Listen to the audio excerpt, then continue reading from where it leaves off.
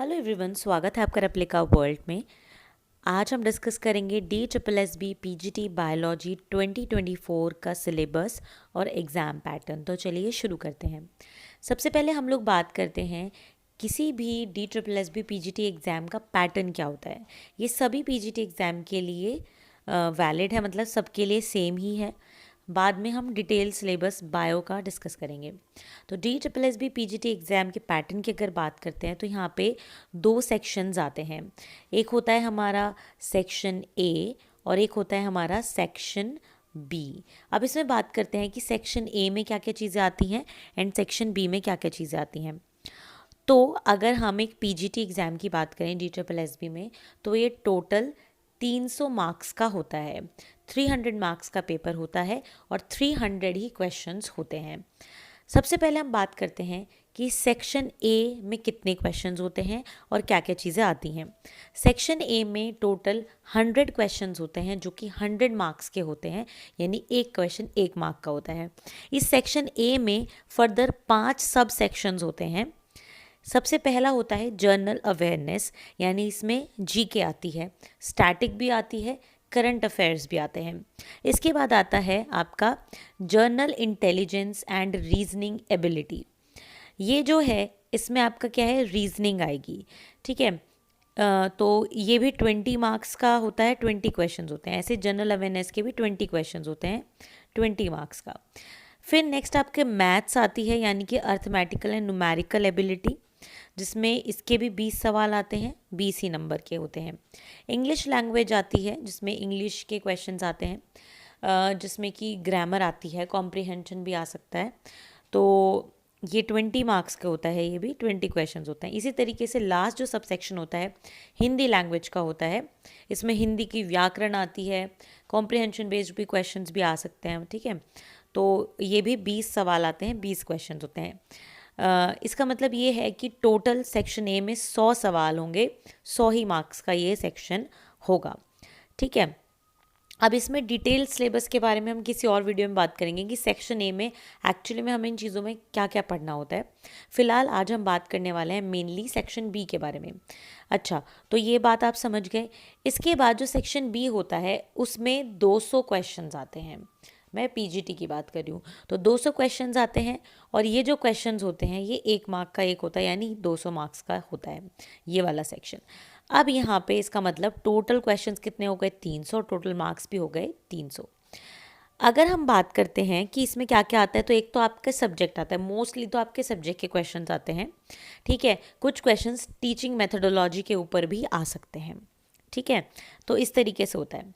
अब हम बात करेंगे कि सेक्शन बी यानी कि बायोलॉजी की अगर हम बात करते हैं तो सेक्शन बी के लिए हमें क्या क्या चीज़ें पढ़नी है, क्या सिलेबस है सेक्शन बी के लिए। सेक्शन बी आपका सब्जेक्ट का होता है, जो भी क्वेश्चन है सारे सब्जेक्ट के होते हैं। तो हम बात करते हैं कि सेक्शन बी में जो सब्जेक्ट कंसर्न सेक्शन है तो उसमें क्या क्या चीज़ें आएंगी।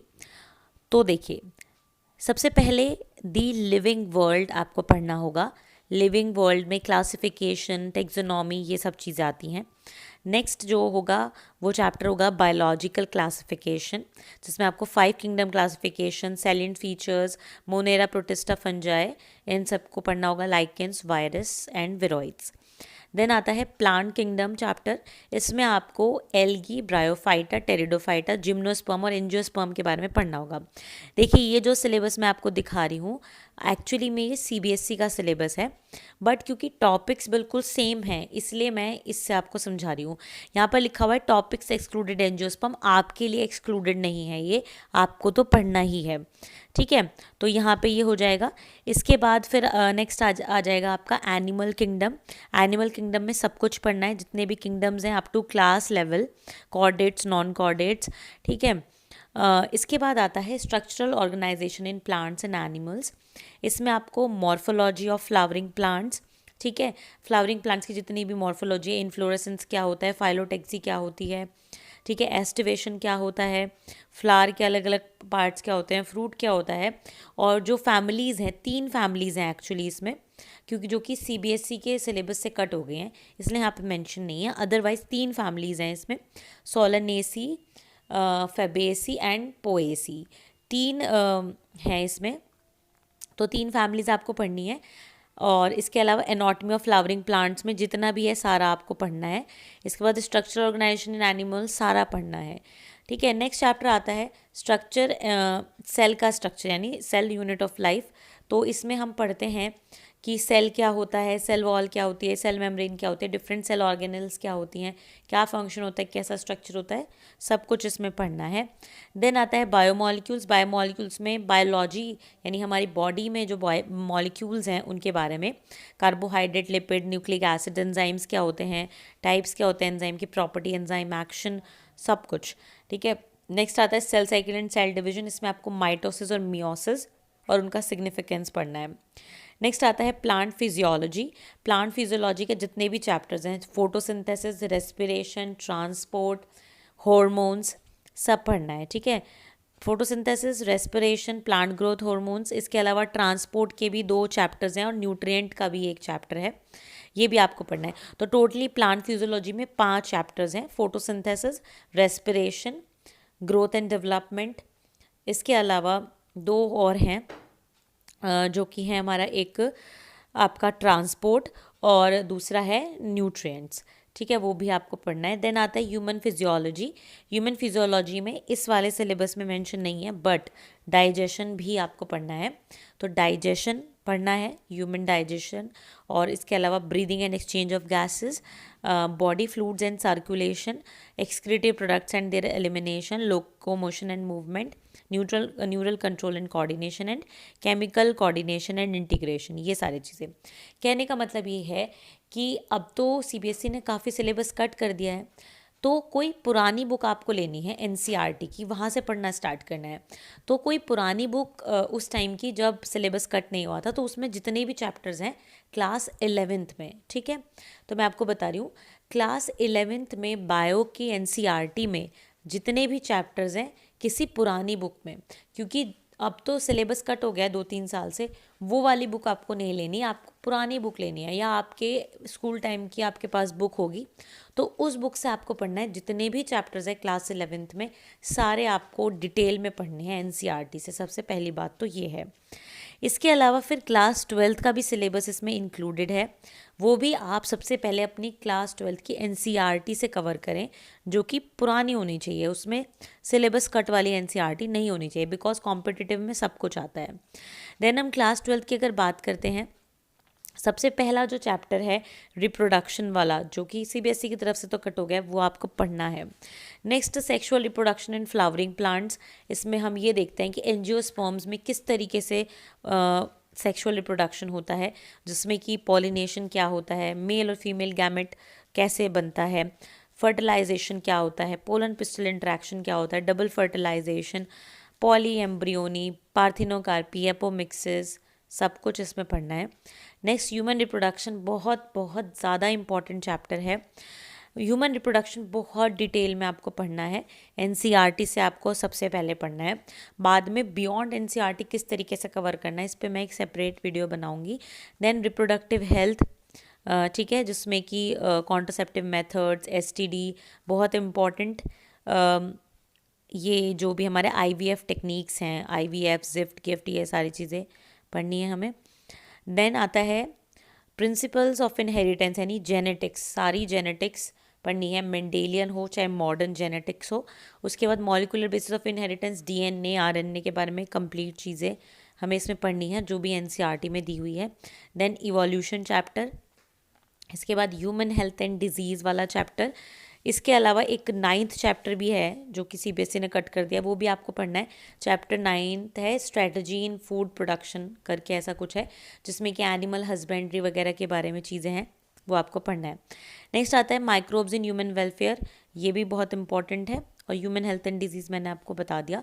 Then biotechnology and its applications में 2 चैप्टर हैं, एक प्रिंसिपल वाला और एक एप्लीकेशंस वाला, इससे भी काफ़ी क्वेश्चंस आ जाते हैं, तो ये दोनों चैप्टर्स पढ़ने हैं।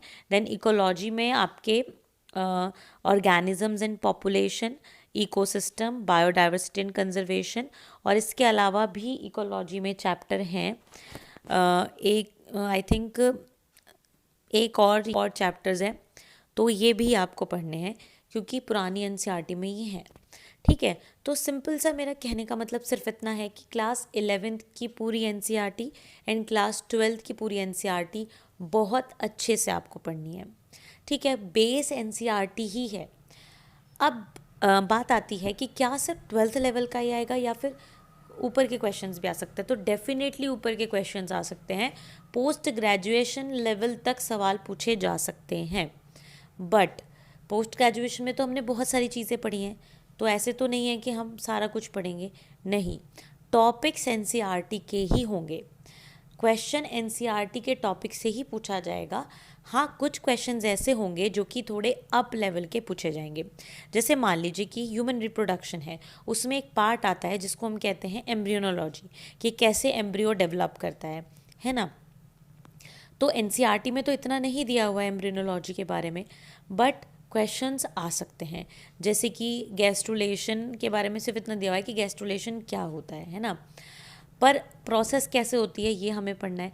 जैसे कि ब्लास्टुला बनता है तो कैसे बनता है, ठीक है, वो प्रोसेस जो है सारी वो एम्ब्रियोलॉजी का सा है, और वो हमें थोड़ा सा अप लेवल का पढ़ना पड़ेगा। इसी तरीके से और भी टॉपिक्स हैं, इस पर मैं एक सेपरेट वीडियो बनाऊंगी।